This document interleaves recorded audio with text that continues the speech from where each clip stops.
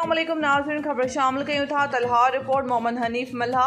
तलहार लग गोड़ दरिया खान ख़ास किली जे रहवासन ख़ास किली बिरादरी जे माण्हुनि ऐं STP तलहार जे कारकुननि पारां प्रेस क्लब तलहार अॻियां एहतजाजी मुज़ाहिरो कंदे अॻुवाण मोहम्मद ख़ास किली, हाशिम ख़ास किली, नज़ीर अहमद ख़ास किली, इफ्तिखार लगारी, अली गुलाम आज़ाद ऐं ॿियनि KTN न्यूज़ खे ॿुधायो त तलहार लग गोड़ दरिया खान ख़ास किली वासी नौजवान मुख्तियार ख़ास किली, जंहिं 2 हफ़्ता अॻु ॻोठ अब्दुल गफ़ूर राजपूत वासी नारी तस्लीम राजपूत सां सिजावल जी अदालत में प्यार जो परिणो कयो हो, जंहिं त नारी जे माइटनि मच्छरजी संदनि ॻोठ ते हमिलो बि कयो हो ऐं हूसड़ी थाणे ते अगवा जी FIR पिणु दाख़िल कराई। हिननि वधीक चयो त प्यार जो परिणो कंदड़ जोड़े पंहिंजे बचाव लाइ 4 ॾींहं अॻु टैक्सी ड्राइवर रसूल बश मल्हा ऐं STP अॻुवाण पोड़ो ख़ास किली ऐं मुन्नू ख़ास किली सां